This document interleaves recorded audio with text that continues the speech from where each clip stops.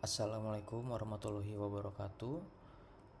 Perkenalkan, kami dari kelompok 2. Di sini kami akan membahas analisis situasi komunikasi pemasaran terpadu. Perkenalkan, saya Romualdo Boy Olgenes Naibaho dan rekan saya Agung Budiman. Yang pertama yaitu definisi komunikasi pemasaran terpadu menurut Kotler dan Keller tahun 2022.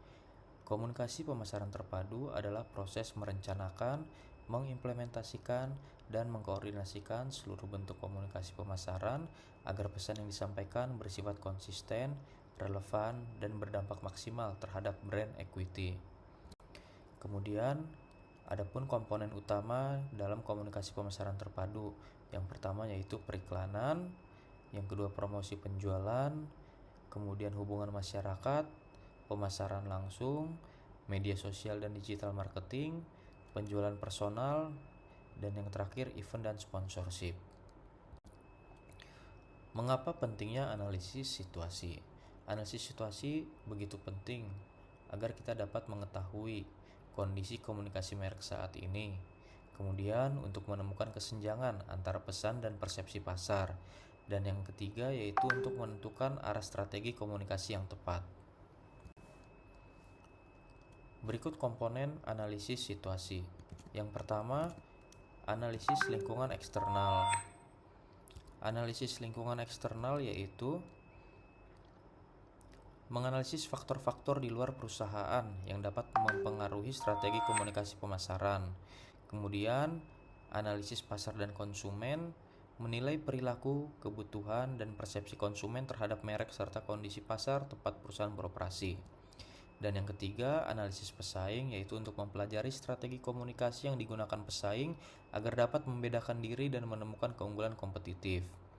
Dan yang keempat, analisis internal, menilai kekuatan dan kelemahan dari dalam organisasi yang mempengaruhi efektivitas komunikasi pemasaran. Dan yang kelima, audit komunikasi, yaitu untuk evaluasi menyeluruh terhadap seluruh aktivitas komunikasi perusahaan untuk menilai efektivitas, konsistensi, dan arah strateginya. Adapun kerangka analisis situasi menurut Kotler dan Chernev, yaitu yang pertama audit komunikasi, yaitu menganalisis situasi untuk melakukan audit, meninjau seluruh aktivitas komunikasi merek yang sudah berjalan. Kemudian analisis audiens untuk menelusuri siapa target audiens utama dan bagaimana mereka berperilaku terhadap merek. Selanjutnya analisis pesaing, yaitu untuk menilai bagaimana pesaing berkomunikasi dengan pasar dan apa yang membedakan strategi mereka.